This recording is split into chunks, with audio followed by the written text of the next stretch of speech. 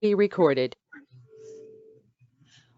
Welcome. It is Tuesday, April 7th, and today's hot topic discussion with an industry expert is with Tony Stergio, shareholder, Andrews Myers PC, about documenting Families First Coronavirus Response Act, paid sick leave, and FMLA. I'm Brianna Wright of the American Subcontractors Association, and Tony, welcome. Thanks for taking Brianna. Morning and helping us through this. So the beginning of April, the Families First Coronavirus Response Act required employees with less than 500 individuals to provide paid sick leave and expanded family and medical leave for reasons related to COVID-19. So employers have to provide up to 2 weeks of paid sick leave if the employee is subject to a federal, state, or local quarantine order. If the employee has been advised by a health professional to self-quarantine, if they are experiencing COVID-19 symptoms and are seeking medical diagnosis, or if they are caring for an individual under a quarantine order by the government or health provider. Additionally, the companies are required to give up to 12 weeks if the employee is caring for someone who school or childcare is closed. Per the Act, companies who provide the sick or FMLA expanded leave due to COVID-19 will receive a reimbursement via tax credit. The uncertainty for our members and for other companies is how to document this properly. What do you need to tell your employees that you need, and what do you do if the documentation that you're requiring isn't provided by your employees? Yeah, I mean, you're going to need that documentation to get the tax credit at the end of the quarter. So, if someone is subject to a quarantine, the quarantine order itself is going to be sufficient documentation.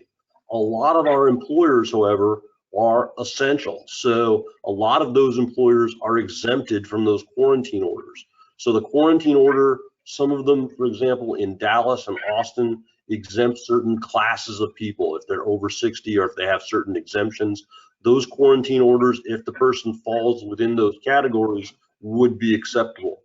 If an employee is diagnosed by a medical provider, the medical diagnosis itself would be sufficient.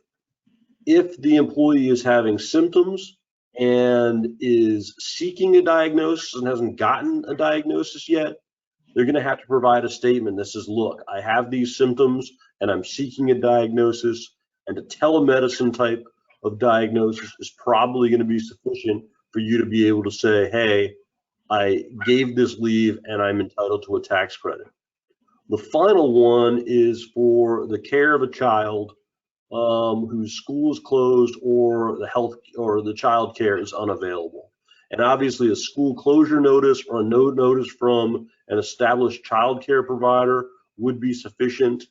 Or if you have an individual child care provider, a statement from either that provider or you that says my child care provider can no longer take care of my child.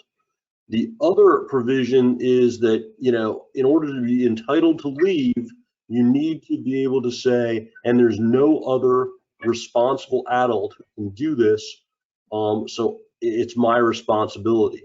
That would be a statement from the individual saying there's no one else out there who can do this. I don't think you necessarily need that for the tax credit, but you should get that from the individual if you think, for example, the individual has never had primary responsibility for the child, but is now saying they need paid leave.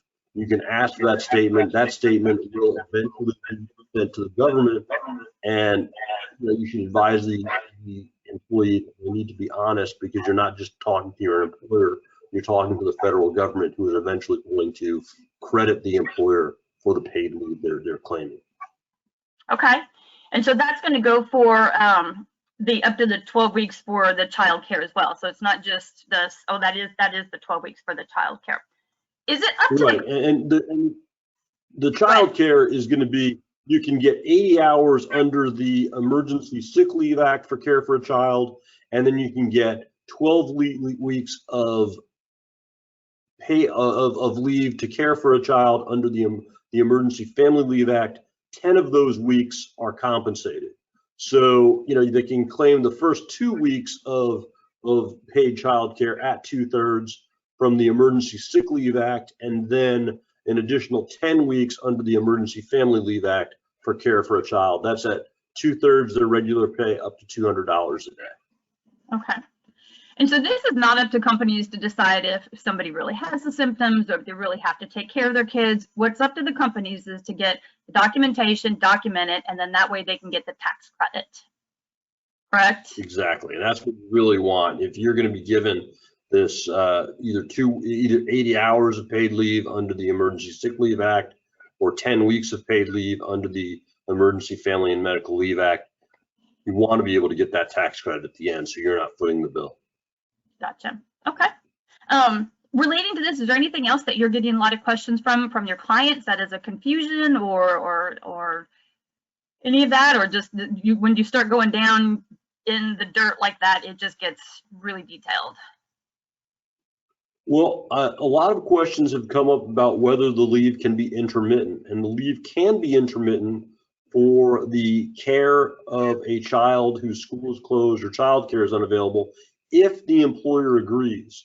So if the employer agrees that, like, look, if you're doing a week on, week off with your significant other, we can do an intermittent type leave for child care, or it can actually be down to the hours. It's like I can dedicate 2 hours a day to my job, but the other time I'm going to have to be with my child.